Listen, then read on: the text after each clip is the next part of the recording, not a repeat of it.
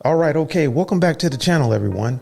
In today's video, I'm going to talk about why as a new content creator, I felt I needed a slider, and I'm going to do a quick review of the one that I purchased.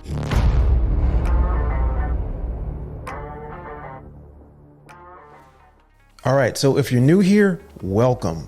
If you're into camera gear and want to hear about tips and tricks that I've learned in my personal journey with content creation, you're in the right spot. Without further ado, let's get into it. So let's talk about the why. Why would I purchase a slider? So to be honest with you, the tracking shot has always amazed me in filmmaking.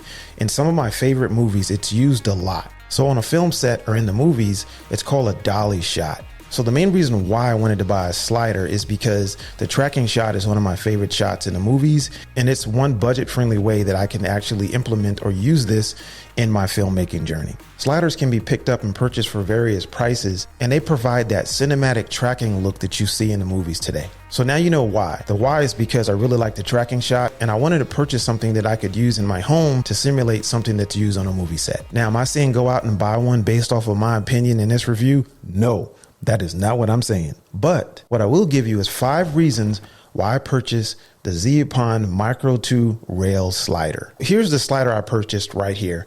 I'm going to see if I can get this thing in focus so you guys can see it. There it is. This is the Zeapon Micro 2 rail slider.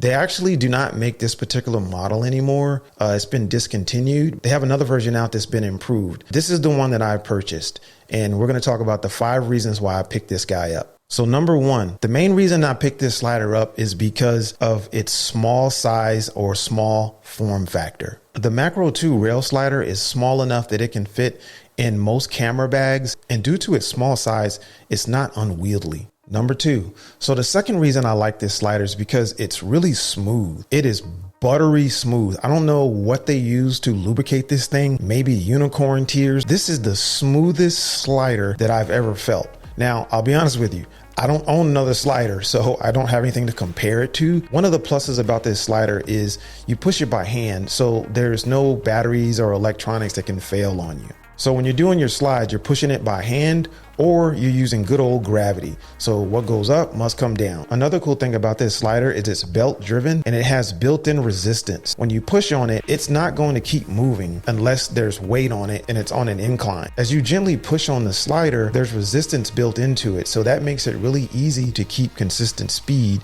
as you're pushing the slider from left to right. So the third thing I like about this slider is you can mount it to a tripod. You can mount it horizontally and vertically.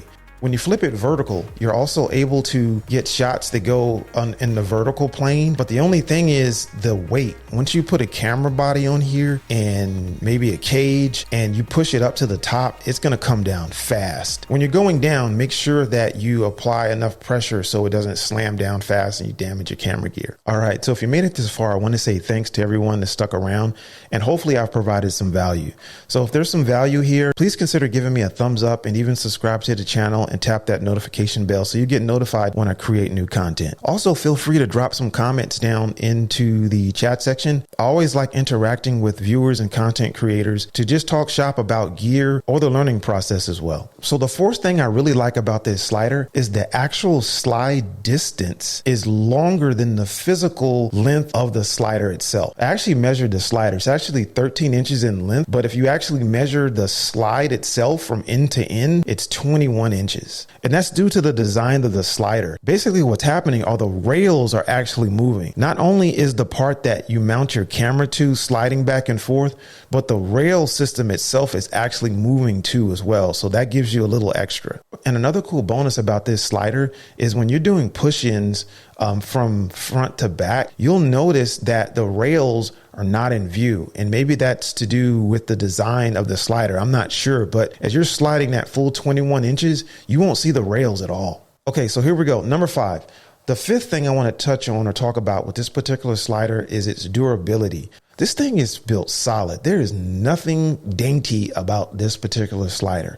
It is built like a Tonka truck. I may be telling my age here. I don't know if anyone ever watched the Thundercats, but whatever Panthro made the Thunder Tank out of, This freaking thing is made out of the same type of metal. All right, so let's talk about a couple things that I'm not too sure about on this slider. One of the coolest things about this slider is you can mount it to a tripod, but it's also kind of the worst thing that you can do to it if you're not paying attention. You need to make sure that you anchor down your tripod. If you don't, when this thing extends fully out, it will tip over. So here's a bonus tip. You can actually really get some good tracking shots without a slider. So before I actually got the slider, I'd use household items around the house, like a shop towel, a rag, a towel, heck, even one of my daughter's roller skates.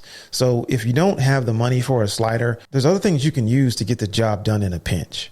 This slider makes it really easy because you can mount your camera to this thing and use gravity to get some movement in your footage while both hands are also in frame as well. All right, so let's go ahead and wrap this up. So in summary, why did I purchase this slider? I purchased this slider because I really do like the tracking shots that are used in filmmaking today.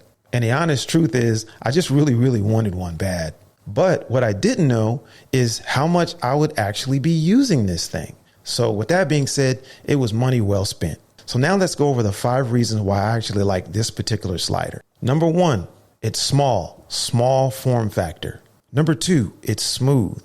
You can get some really cool, true, professional looking tracking shots with this slider. Number 3, it can be mounted on a tripod. Number 4, the slide distance. This thing can actually slide further than its actual physical size.